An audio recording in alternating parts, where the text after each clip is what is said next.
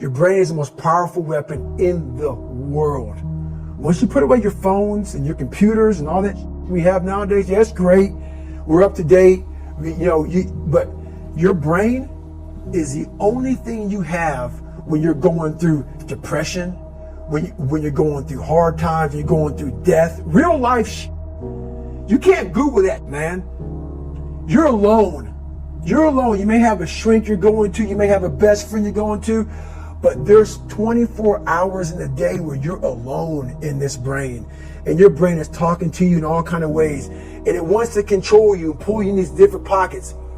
If you can't control your own brain and your brain controls you, you got to tell your brain where you want to go and how you want to go and how you want to get there. You got to control it. If not, it's over. What existed for me was, okay, man, how am I going to make this work? And all I knew back then was hard work. The only way anything gets accomplished. That's all I heard back in those days. You got to work hard. You got to work hard. I'm not getting I can't get this paragraph. I can't remember what the is in this paragraph to pass this test to get in the military. Read it again. Still not getting it. Read it again. But if you're not getting it, write it out. And that's how I started learning. Okay, well, I got to write out everything I do. And then write it out again. And write it out again. And guess what happened? I got it. I can't swim. I'm negative buoyant. Go back again. I can't swim. Go back again. Go back again. Go back again. I got it. I realized if I keep going back and going back and going back until the just becomes, your mind will say, okay, we're going to figure it out. Because he is not going to stop. It's not like I'm going to try one more time. No. It's just like alarm clock goes off, boop, we're going back. I can't read right, we're going back. I gave myself no way out, and my mind realized that. They said, okay, we're going to adapt and overcome now. Like a lot of people say, trying hard. Your mind knows, man. It knows this guy's bull me, man. This guy's lying. There's no truth behind it. When I was in Navy SEAL training, people go, how were you there for 18 months? The program was only 6 months long. You were in 3 hell weeks in 1 year. No one's ever done that. How did you do that? I talk about the new norm.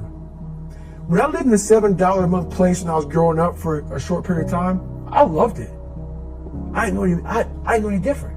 That was my norm. Once we moved out of that place, we moved to a $236 a month place. I was like, I never want to go back to that little piece of shit. But if you go back to that $7 a month place and you realize this is where I live, this is all I got, your mind says, roger that, this is home. So when I was going through Navy SEAL training for 18 months and going back through all the hard parts over and over again, I told myself after the first time, I knew it was going to be a long journey there. My body was breaking down. It was just how it was going on. I said, you know what? This is my new norm. So my mind said, it's like going to work. Like you go to work, you put your suit and tie on. I go into suffering every day. Every day, suffering, being broken, duct taping my feet up, stress fractures, shin splints, being broken. This is my new norm. And your mind says, if we're not broken, this ain't normal. We got to be broken. So then your mind starts to get tougher and tougher and more callous. People, how did you run on broken feet? Broken shins. My mind knew this is how we operate. We're in Navy SEAL training. This is what we are. I became hell. And that became my new norm. I gave myself no way out. There was nothing outside these walls of hell. Nothing. I love God, but for a short period of time, I became the devil because that was hell. I became the boss, the owner, the CEO of Navy SEAL training. That was my mindset. And that's how you get through things. You immerse yourself in wherever it is, and you become that. You become that and give yourself no way out. When I was 297 pounds and I was fat as hell trying to be a Navy SEAL, the scariest thing in the world to me, even to this day, was that could have been the rest of my life. I thought then I was trying hard. That's the scariest thing in the world.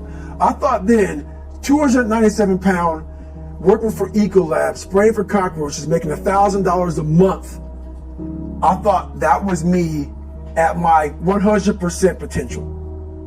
Come to find out, a few years later, I wasn't anywhere near that. 106 pounds less, graduated Navy SEAL training, went on to do all these other things. Looking back on that, that was me trying hard. That's why people got to understand what is in us. We have no idea until we start trying hard. And I mean really trying hard, where you're obsessed with, hey, this is my new norm. My new norm is that, wow, this isn't always fun. It's not always meant to be fun. And that's when you know you're trying hard. People hear my story and think this guy's sadistic. I realized how the brain works. I figured out how the brain works. I'm a scared kid, and that's what gives me so much power. I had no foundation, and I built this off of just researching the mind. The feeling you get is basically invincibility.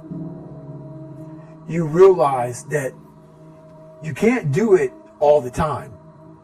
When you need to do it, I know I can go to a place that I can live in. And when you know that you can run on broken legs and you can do certain things that a lot of people can do, but they're not willing to do, this power, this sympathetic nervous system of fight or flight, and you're fighting, it gives you this charge of energy of when you're sitting there at 3:30, 4 o'clock in the morning and you're duct taping your feet up because they're broken, and you're doing it by yourself, and you're going through arguably one of the hardest training in the world.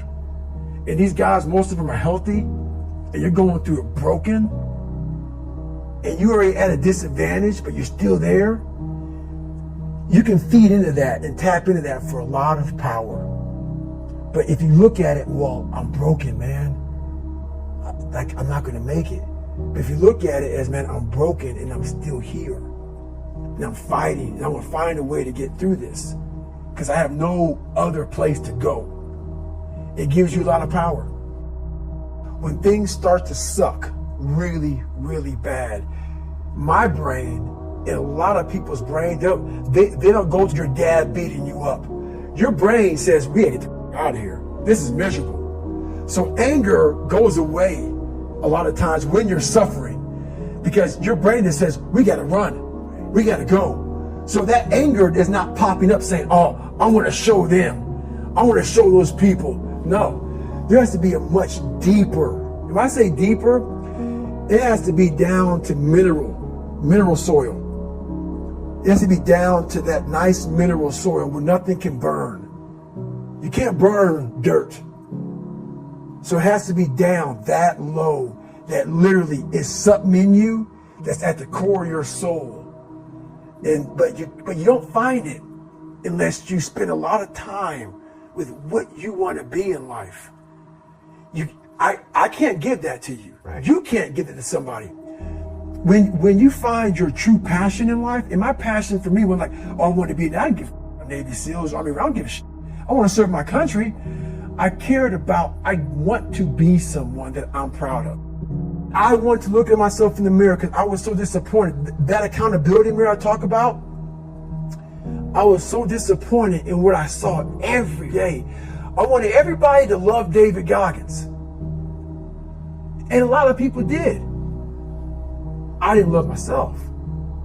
But I knew a lot of us want to find peace first. So people say, man, you always talk about this suffering and pain and I'm at peace right now because I went through that. You don't find peace first. If you do, Merry Christmas. More power to you. More power to you. I found peace on the opposite end of finding myself. And no one really finds themselves without going through trials, tribulations, suffering, accountability. And accountability is suffering.